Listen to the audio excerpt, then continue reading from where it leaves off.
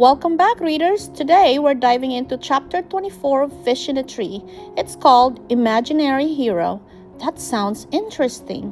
What do you think an imaginary hero might be? Before we begin, think about this. If you could create your own imaginary hero, someone to help you through hard times, who would they be and what special powers would they have? Take a moment to imagine your hero. Would they be brave like a firefighter, kind like a teacher, or strong like a family member you admire? Fish in a Tree, Chapter 24, Imaginary Hero. Mr. Daniels asked us to write about our favorite fictional character, a person we consider to be a hero, and be ready to tell the class about who it is. It's funny how much trouble Albert has with this.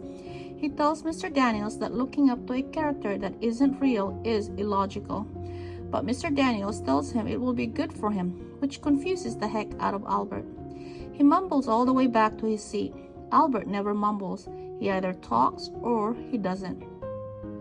Oliver is in his seat listing the names of every superhero I've ever heard of. Superman, Captain America, Batman. He looks upset when he turns to Suki nearby. Is Robin a superhero? I mean, his outfit isn't scary at all.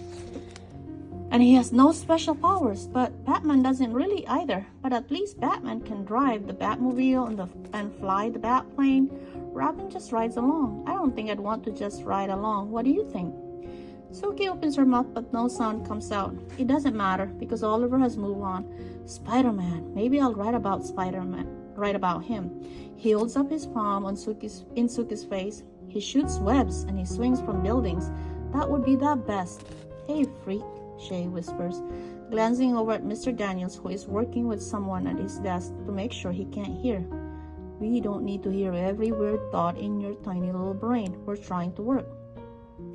Oliver's face is unmoving until he says, if I were Aquaman, I would summon the piranhas to take you away. You could be their queen. Keisha starts laughing and Mr. Daniels finally looks up. Keisha? She puts her arm down on her desk and leans her forehead against it, trying to stop laughing. The more she tries, the more Shay glares. With Mr. Daniels watching, most everyone goes back to their work. After a while, even Keisha does, but I keep looking around the room. I love how Albert can't choose one character while Oliver wants to write about everyone. However, I don't love how much trouble I'm having writing about my character. Makes me wish that I were a fictional character. When Mr. Daniels calls me up to his desk, he's holding my paper. A teacher holding my paper is rarely a good thing, but Mr. Daniels doesn't cover my papers with red ink like other teachers. They used to look like they were bleeding. Mr. Daniels has his written in green and he apologizes for not being able to read my writing. He says that my character sounds really interesting, but he'd like to know a bit more. Will you read this out loud for me? Uh-oh. I take it, squeezing my eyes into slits. Trying to read my own writing, I wait for him to pressure me to try harder, to do something I can't do. He slides the paper out of my hand. Well, he says, why don't you just tell me instead of reading? First of all, tell me your person's name. I feel such relief that I'm afraid to blink. I hate this pressure, but this time I've been saved. I keep my voice down so no one can hear. It's Roy G. Viv. Oh wait, he says, like the colors of the color spectrum. I nod. He stares. Before he can tell me I've messed up the directions, I say, you said fictional, and I figured you meant a book character like Alice from Alice in Wonderland. But Roy isn't real, and there isn't any other character that means as much to me as him. I love the colors, and I use them in my art, and art is about the only thing. I stop before I confess to feeling like a failure at everything else. That's clever, Allie, he tells me. I actually like that you chose someone who isn't a book character exactly. You think out of the box. I see a mind movie of me standing outside a huge glass box. Everything else is inside it, together. Do you know what it means to think out of the box? He asks. I shake my head. It means that you are a creative thinker. You think differently than other people. Great. Just once, I want to be told like I'm everyone else. It's a good thing to be an out-of-the-box thinker. People like that are world changers.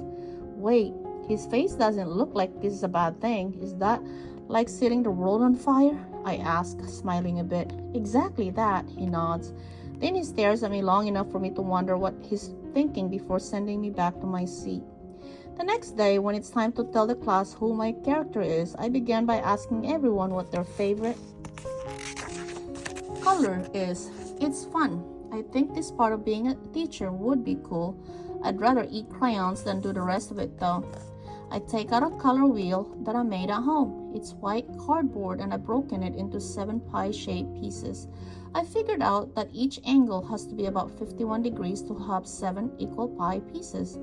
I used Travis's protractor to draw the lines exactly. Then I colored each piece with a different Roy G. Viv color and I made them really dark. What color do you get if you mix all the colors together? I asked. Most kids guess dark colors. My favorite color is white, I say, because it is a mixture of all the colors. Albert nods a little. Shay tells everyone that it makes no sense, but I know the answer.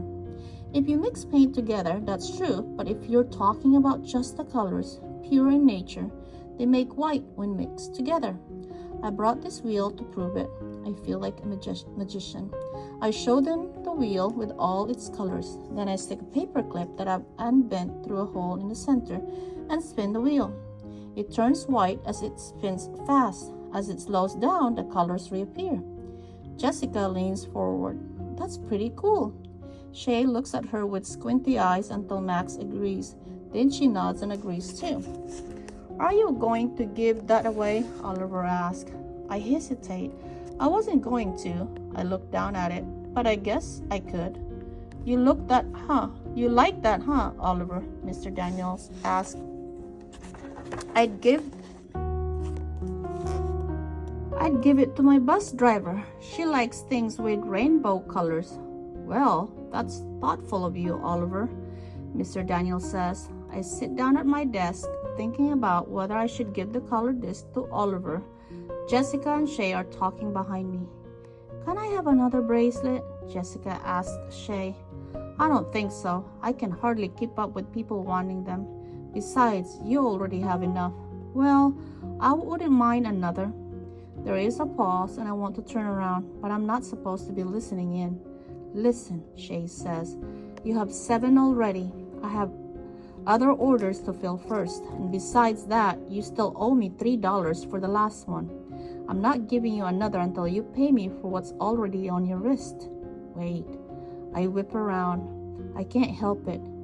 You charge your friends for those friendship bracelets?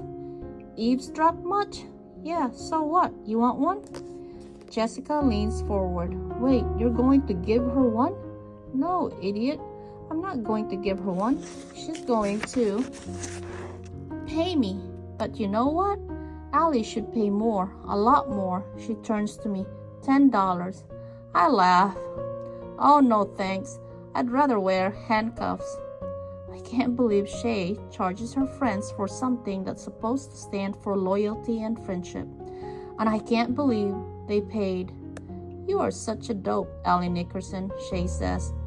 I look over at Keisha and Albert and realize that I have been lucky all along, but didn't see it. In this chapter, Allie's imaginary hero helps her realize something powerful, that bravery isn't about fighting villains. It's about believing in yourself even when things are hard. Who would your imaginary hero be, and what qualities would they have? How is Allie starting to become her own hero in this story? What can we learn from her about finding courage within ourselves?